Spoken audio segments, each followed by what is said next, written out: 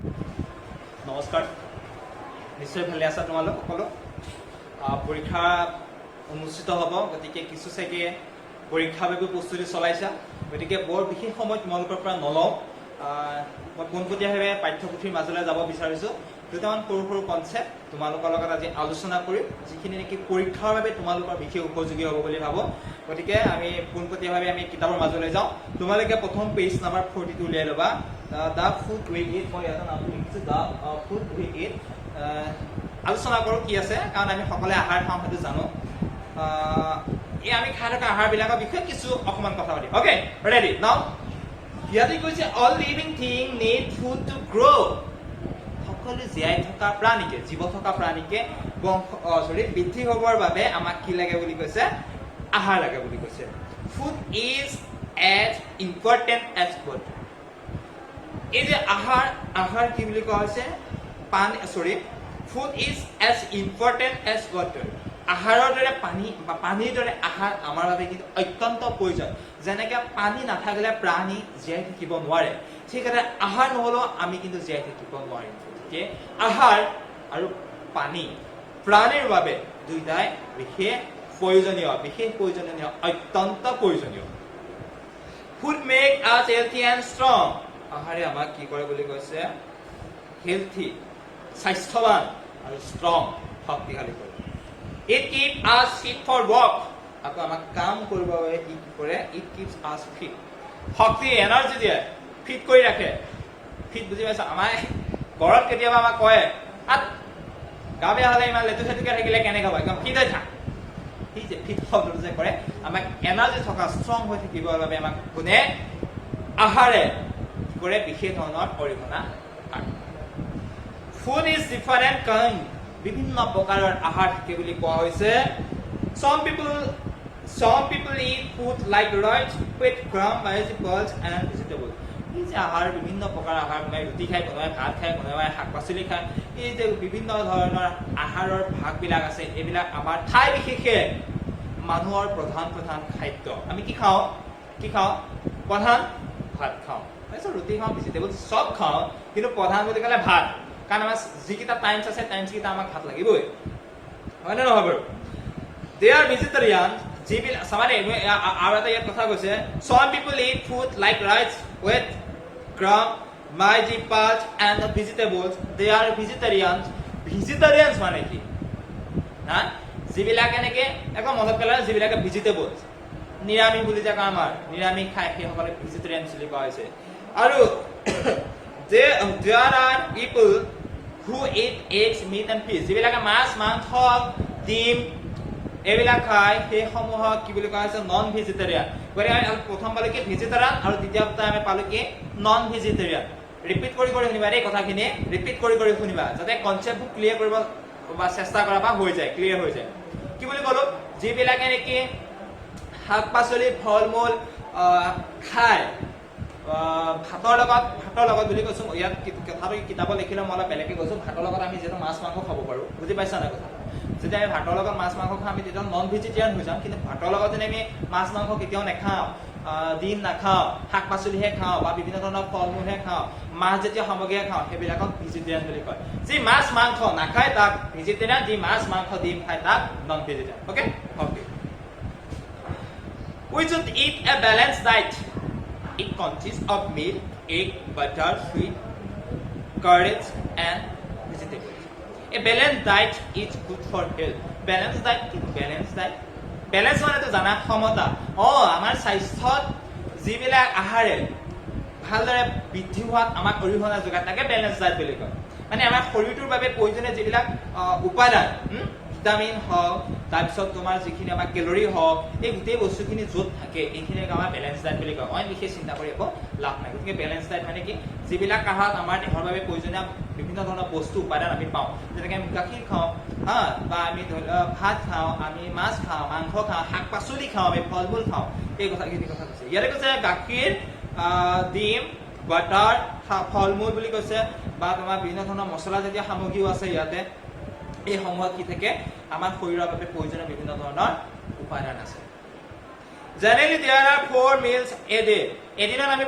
সাধাৰণতে 4টা পৰ্যায়ত আমি আহাৰ গ্ৰহণ কৰোঁ মিল মানে আহাৰ গ্ৰহণ কৰোঁ 4টা পৰ্যায় ৰাতিপুৱা দুপৰীয়া আবেলি গধূলি হেডে কৰোঁ কথাখিনি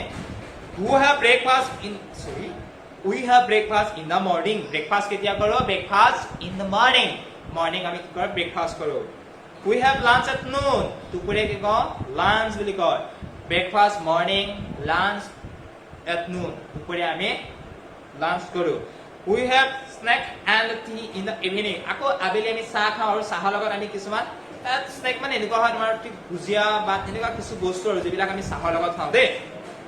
কি বুলি কয় চাহৰ লগত উপযোগী হোৱা যিবিলাক আমাৰ সামগ্ৰী কিছুৱে হয়তো মেগী বনাই খালে এটা এক্সাম্পল দিলোঁ কোনোবাই হয়তো তাতে ধৰি লোৱা চানা ভুজিয়াই খালে এনেকুৱা ধৰণৰ কিছু কোনোবাই হয়তো পকৰীকে বনালে এই গোটেই তেনেকুৱা সামগ্ৰীখিনি স্নেক বুলি কোৱা হৈছে we have dinner at night আকৌ আমি ৰাতি কি খাওঁ ডিনাৰ কৰোঁ ডিনাৰ কেতিয়া কৰোঁ at night lunch কেতিয়া কৰোঁ at noon breakfast কেতিয়া কৰোঁ in the morning okay এই কথাবিলাক মনত ৰাখিবা food may be fresh or still আহাৰবিলাক কি হ'ব লাগিব বুলি কৈছে ফ্ৰেছ হ'ব লাগিব আৰু সতেজ সবল আৰু সতেজ হ'ব লাগিব বুলি কৈছে we should always eat fresh food আমি সদায় ফ্ৰেছ ফুডে খাব লাগিব মানে বেয়া হৈ যোৱা বা গেলা পচা ধৰণৰ আমি আহাৰ কেতিয়াও খাব নালাগিব স্বাস্থ্যৰ পক্ষে কিন্তু হানিকাৰক we should take our meals at a fixed time আৰু এটা অত্যন্ত গুৰুত্বপূৰ্ণ সেইটো মনত ৰাখিবা দেই সৰুৰ পৰাই নিৰ্দিষ্ট সময়ত আমি আহাৰ খাব লাগে মানে ধৰা তুমি ৰাতিপুৱা 7 বজাৰ পৰা 7:30 বজাৰ ভিতৰত ব্ৰেকফাষ্ট কৰা এটা এক্সাম্পল দিছো ভয় খাব নালাগে কোনোবাই 7টা বজাত শুই উঠে কিন্তু মই এটা এক্সাম্পল দিবৰ কাৰণে কৈছো তুমি কেতিয়াও 7 বজাৰ আগত বা 7:30 বজাৰ পিছত ব্ৰেকফাষ্টটো খাব যত্ন নকৰিবা মানে তুমি যিটো সময় যিটো আহাৰ খা সেইটো সময় সেই আহাৰটো খাব যত্ন কৰিবা ধৰা তুমি 1 বজাৰত দুপৰীয়া 1 বজাত তুমি ভাত খোৱা তুমি কোনো কাৰণত দুপৰীয়া 2 বজাত বা 3 বজাত নাখাবা 1 বজাৰ পৰা 1:30 বজাৰ ভিতৰত ভাত খোৱা আৰু সেইটো সময়তে তুমি খাব চেষ্টা কৰা ৰাতি 10 বজাত ভাত খোৱা বা 9:30 বজাত আমি ভাত খাওঁ 9:30 বজাতে কন্টিনিউ ভাত খাব চেষ্টা কৰিবা নহলে আমাৰ কিছুমান অসুবিধা হয় যেটো কথা তোমালোকে কিতাপতো লিখি দিছে অত্যন্ত গুৰুত্বপূৰ্ণ গতিকে ভিডিওটো ৰিপিট কৰি শুনিবা কথাখিনি বুজি নাপালে খুব সহজ এটা পাঠ তো আমি কোৱেশ্চন আনসাৰ কিতাপ ডিসকাস কৰো বলতো লিখিলে যথেষ্ট টাইম হয় মই এখানে কিতাপত কম তোমালোকে ৰিপিট কৰি লবা ৰিপিট কৰি শুনিবা দে আৰু কিবা প্ৰবলেম পালে মোক যোগাযোগ কৰিব চেষ্টা কৰিবা ঠিক আছে ইয়াৰে কৈছে answer in yes or no yes আৰু no লিখিব লাগে পেজ নম্বৰ 42 উলিয়াই লোৱা এক্সাৰসাইজ কিটা ইয়াৰে প্ৰথম কি কৈছে do all living things need food to grow মানে do all living things যি সকল জীয়াই থকা জীৱ-জন্তু বা প্ৰাণী need food আহাৰ লাগে to grow জীয়াই থাকিবৰ বাবে আহাৰ লাগে বুলি কৈছে yes or no yes yes very good আমাক লাগে গতিকে আমি হেতু কি লিখিম yes লিখিম is food as important as water আহাৰ পানীৰ দৰে গুৰুত্বপূৰ্ণ নেকি আমাৰ বাবে বুজিছে আহাৰ পানীৰ দৰে গুৰুত্বপূৰ্ণ নেকি আমাৰ বাবে গুৰুত্বপূৰ্ণ হয় নে নহয় হয় very good তো আমি আনসাৰটো কি লিখিম yes okay yes লিখিম is a balanced diet bad for health ইয়াত কি কৈছে ব্যালেন্স ডায়েটৰ কথা কৈছে আমি আগতে পাইছো ব্যালেন্স ডায়েট কি আছিল যিবিলাক আহাৰ আমাৰ শৰীৰৰ বাবে প্ৰয়োজনীয় বিভিন্ন উপাদান থাকে বা উপাদানসমূহ আমাক যোগান ধৰে সেইসমূহক ব্যালেন্স ডায়েট কৰে আৰু কিতাপত কৈছে ব্যালেন্স ডায়েট আমাৰ শৰীৰৰ বাবে বেয়া নেকি হয় নহয় গতিকে আমি এনসাৰটো কি লিখিব লাগিব নো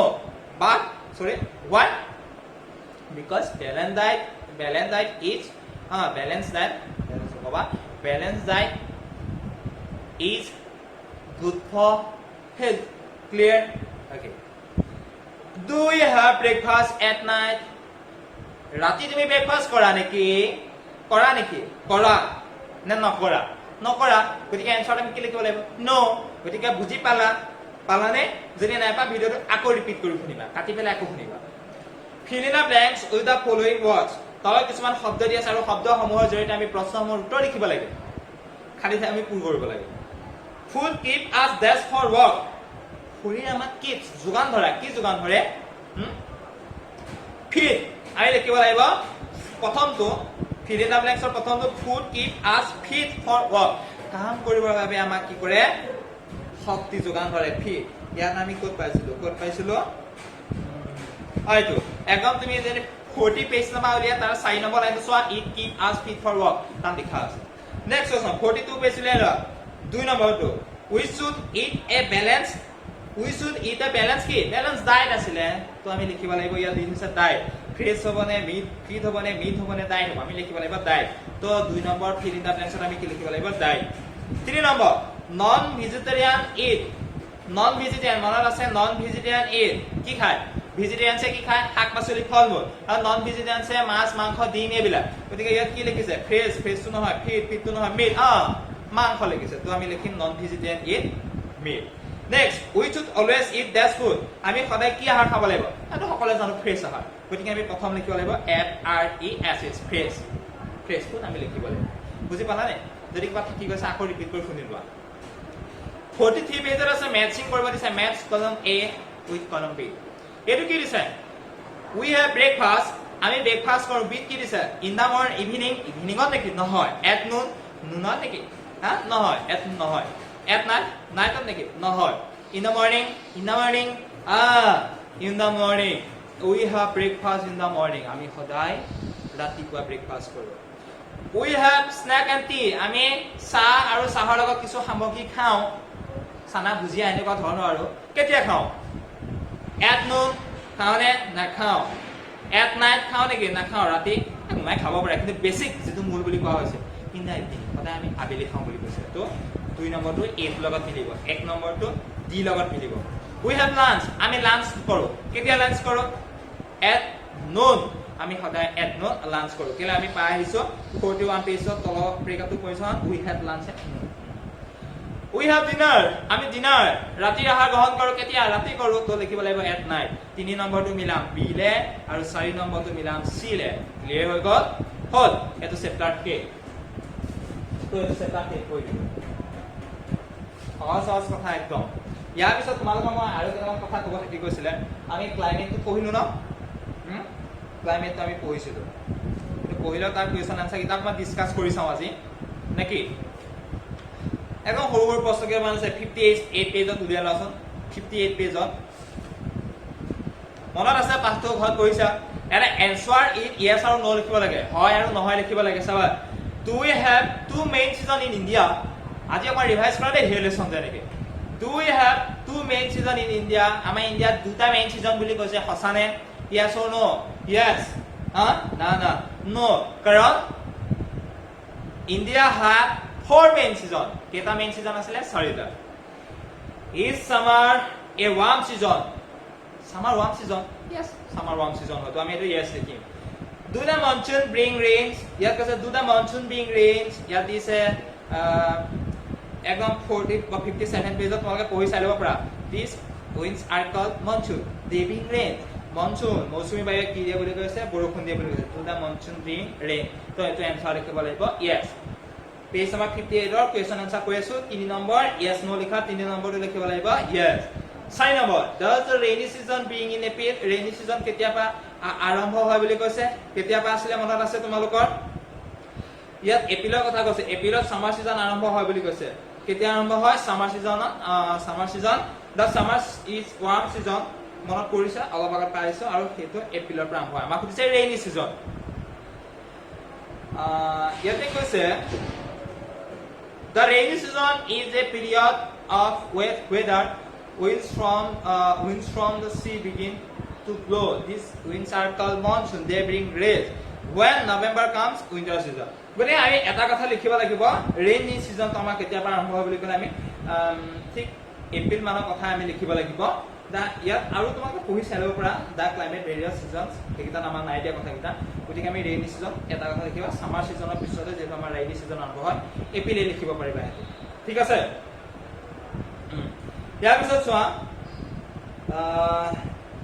ফিদিনা ব্ল্যাঙ্কস আছে daily change the air is call প্ৰতিদিনা সলনি হৈ থকা আমাৰ বতৰটো কি বুলি কয় daily change in the air is call কিতাপ চাই ললে হ'ল আমাৰ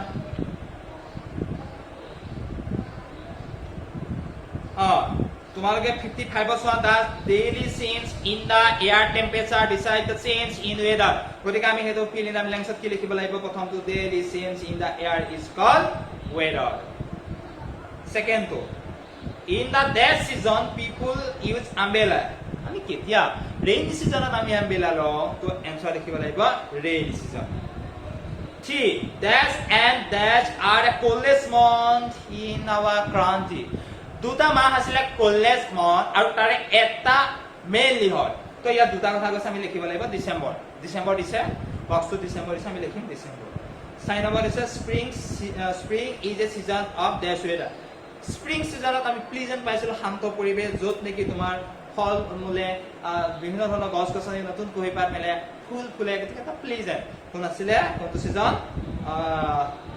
স্প্ৰিং সিজন তো আমি লিখিম স্প্ৰিং সিজন স্প্ৰিং ইজ এ সিজন অফ প্লিজেন্ট ওয়েদাৰ তাৰপিছত দিছে নেম দা ফ'ৰ মেইন সিজন আৰু মেইন সিজন চাৰিটা লিখিব গৈছে ইয়াত আমি পাইছিলো সামাৰ উইন্টাৰ ৰেইনি সিজন এণ্ড দা স্প্ৰিং সিজন আৰ দা ফ'ৰ মেইন সিজন অলপ আগতে মই কৈছিলো কথা হৈ গ'ল কিবা প্ৰব্লেম আছে নেকি একো প্ৰব্লেম নাই হয় না বাৰু ঠিক আছে আমি নেক্সট চাম এতিয়া আৰু এটা পাঠ আজি আলোচনা কৰো অকমান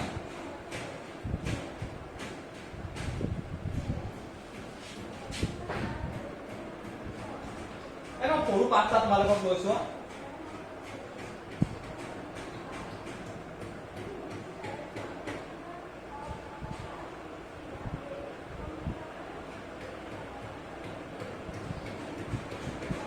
ডাইৰেকশন এটা এটা গুৰুত্বপূৰ্ণ পাঠ অলপ সময় হৈ যাব ডাইৰেকশন কেইটা জানা নাজানা পূব পশ্চিম উত্তৰ দক্ষিণ সেইকেইটা জানা নাজানা জানা কেনেকৈ আমাৰ কিতাপখনত যোৱাৰ কথা কৈ দিছো কিতাপখন পেলাই বুজি পাই যাবা তুমি শুই উঠি সূৰ্যৰ ফালে মুখ কৰি দিবা কাৰণ আমি জানো সূৰ্য কোনফালে উদয় হয় পূব দিশত উদয় হয় মুখ কৰি দিবা তো তুমি যিফালে মুখ কৰিবা সেইফালে হ'ব পূব আৰু তোমাৰ পিঠিফালে হ'ব তেতিয়া পশ্চিম হাত দুটা এনেকৈ মেলি দিবা তোমাৰ সোঁ হাতটো ফালে হ'ব কি দক্ষিণ আৰু বাম হাতটো ফালে হ'ব কি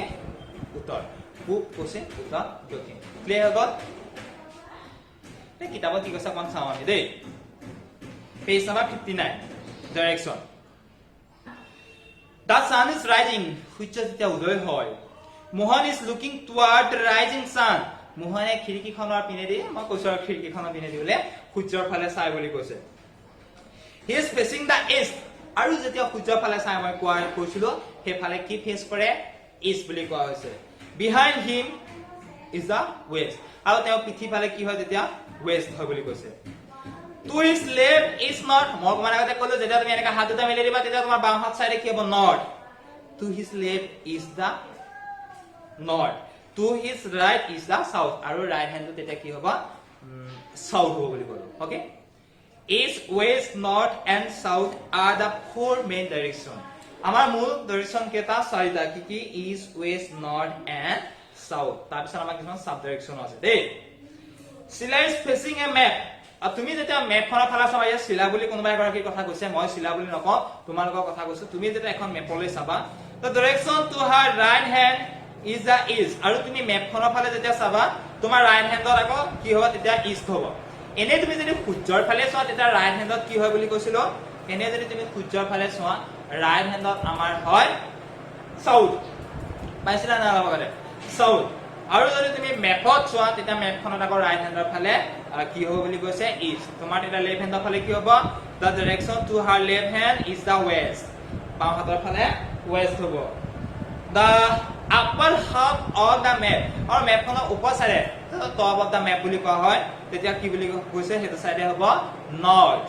আৰু the lower half of the map is south আৰু মেপখনৰ তললৈ bottom of the map বুলি কয় কি হ'ব south তো মনত থাকিব সূৰ্যলৈ আমি যদি চাওঁ আমি যেতিয়া ফেচিং কৰিম আমাৰ সন্মুখৰ ফাল east behind আমাৰ পিঠিৰ ফালে কি হ'ব west left handৰ ফালে কি হ'ব north right handৰ ফালে কি হ'ব south যদি তুমি মেপত চোৱা right handৰ ফালে কি হ'ব east left handৰ ফালে কি হ'ব west top of the map যেটো কি আছে আপাৰ হাফ বুলি কোৱা আছে মেপখনৰ ওপৰৰ ভাগটো নৰ্থ আৰু বটম অফ দা মেপ মানে তোমাৰ যেটো কি আছে লোৱাৰ হাফ বুলি কোৱা আছে এটো আছে সাউথ আৰু there are other direction also আৰু কিছুমান তাত ডাইৰেকশনস আছে এটা চাবা মই এটা মেপখনৰ কথা লাগাইছো এখানে তোমাৰ ৰাইট হ্যান্ড সাইড এফালে হ'ব তো এফালে হ'ব ইষ্ট লেফট হ্যান্ড সাইড এফালে হ'ব ওয়েস্ট আপাৰ হাফ এফালে হ'ব নৰ্থ আৰু লোৱাৰ হাফ এফালে হ'ব সাউথ এতিয়া এই মাজৰ ঠাইবোৰ কি বুলি কয়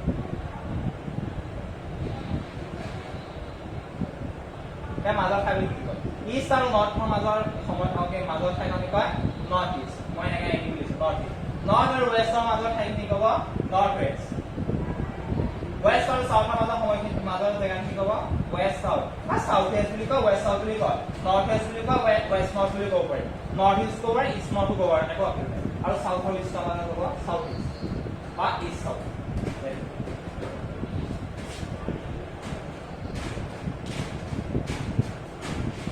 North is midway between north and east. Midway. এই মাজৰ অঞ্চলটো কি বুলি কৈছে ইষ্ট আৰু নৰ্থৰ মাজৰ অঞ্চলটো north east. North west is midway between north west. North west. North এফালে আহিলে এফালে হৈছে. North আৰু westৰ মাজৰ অংশটো কি north west. N মানে north, W মানে west. South is midway between south and east. South and eastৰ মাজৰ অঞ্চলটো south east বুলি কয়. মই লিখি দিছো south east. আৰু সাউথ আৰু ৱেষ্টৰ মাজৰ অংশখিনি কি বুলি কোৱা হৈছে সাউথ ইষ্ট বুলি কয় বা তুমি এইফালে মই ৱেষ্ট সাউথ লিখিছো কিন্তু মই সাউথ ইষ্ট কৈছো ৱেষ্ট সাউথ বুলি ক'লে একো নহয় কিতাপত কি আছে এনেকৈ লিখি দিছো মই সাউথ একজেক্ট আৰু একো নাই প্ৰশ্ন কিতাপখন চাই দিয়া নেম দা ফ'ৰ ডিৰেকশ্যন কি আছিলে ডিৰেকশ্যন কিটা east west north and south clear হৈ গ'ল তাৰপিছত চোৱা fill in the blanks with the following words তলৰ যিকিটা খালি ঠাই পূৰণ কৰিব দিছে বক্সত থকা শব্দকিটা সৈতে 61 পেজত মই পঢ়ি আছো দা সান ৰাইজ ইন দা সূৰ্য কোন ফালে উদয় হয় কোন ফালে ইষ্টত তো আমি লিখিব লাগিব east the direction behind Mohan is the direction behind Mohan যেতিয়া সূৰ্যৰ ফালে থিয় হৈ আছিল আৰু শিলা মেপখনত থিয় হৈ আছিল মোহন যেতিয়া সূৰ্যৰ ফালে থিয় হৈ আছিল তেওঁৰ বিহাইণ্ড পিছফালত কি আছিল ৱেষ্ট তো আমি লিখিব লাগিব west the upper half of the map is মেপখনৰ ওপৰ সাইডটো কি বুলি কয় নৰ্থ আৰু the lower half of the map is south তো 3 নম্বৰটো লিখিব লাগিব নৰ্থ আৰু 4 নম্বৰটো লিখিব লাগিব সাউথ ইয়েস নো লিখিব লাগে 3 নম্বৰ অপচনটো প্ৰশ্নটো চোৱা the direction Mohan is facing the west the direction Mohan is facing the west ইয়াত কি আছে দা মোহন ইজ সৰি দে আকৌ এবাৰ কৈছো দা ডাইৰেকশ্যনছ মোহন ইজ ফেচিং মোহনে যেতিয়া মোহনৰ সন্মুখৰ ভাগ ৱেষ্ট বুলি কৈছে হয়নে নহয় ফেচিং কি আছিলে সন্মুখৰ ভাগ ফেচিং মানে সন্মুখৰ ভাগ ইষ্ট আছিলে গতিকে আমি লিখিব লাগিব know the direction to Shila right hand is Shila মেপখনত থিয় হৈ আছিলে মেপখনত এনেকৈ থিয় হৈ থাকিলে ৰাইট হেণ্ড সাইড কি বুলি কওঁ আমি ইষ্ট বুলি কওঁ গতিকে ইয়াত ইষ্ট বুলি কৈছে তো এনসাৰটো কি হ'ব yes the direction to Mohan left hand side মোহনৰ কথা কৈছে শিলাৰ কথা কোৱা নাই মোহনৰ লেফট হেণ্ড সাইডটো কি আছিলে সাউথ বুলি কৈছে মোহনৰ লেফট হেণ্ড সাইডটো সাউথ আছিলে জানো মোহনৰ ৰাইট হেণ্ড সাইডে সাউথ আছিলে লেফট হেণ্ড সাইড নৰ্থ আছিলে গতিকে এটা আমি নো লিখিম the direction to Shila's left hand is the west আকৌ শিলাৰ লেফট হেণ্ড শিলাৰ ৰাইট হেণ্ড ইষ্ট আছিলে আৰু লেফট হেণ্ড সাইড ৱেষ্ট বুলি কৈছে এনসাৰটো শুদ্ধ হ'বনে হ'ব তো আমি লিখিব লাগিব ইয়েস ইমানতে সমাপ্ত দে এইগুলা ধুনীয়াকৈ ঘৰত পঢ়িবা প্ৰশ্নকেইটা ভিডিঅ'টো ৰিপিট কৰি শুনিবা মই লিখি দিবা দিলে অলপ সময়টো বেছি লগা কাৰণে কৈ দিছো আৰু সাধাৰণ প্ৰশ্নৰ বাবে ৰিপিট কৰি ভিডিঅ'টো শুনিবা যদি বুজি নোপোৱা থাকে মই আকৌ কৈছো মোৰ লগত যোগাযোগ কৰিবৰ বাবে চেষ্টা কৰিবা চাৰৰ লগত কণ্টেক্ট কৰিলে মোৰ লগত পাই যাবা গতিকে ভালকৈ পঢ়িবা এইকেইদিন যেনেকৈ পৰীক্ষা দিব লাগিব কনচেপ্ট ক্লিয়াৰ কৰা আগলৈও লাগিব সদায় কৈছো কনচেপ্ট ক্লিয়াৰ কৰিব লাগিব আমি গতিকে ইমানতে আজিলৈ এৰিছো অ'কে থেংক ইউ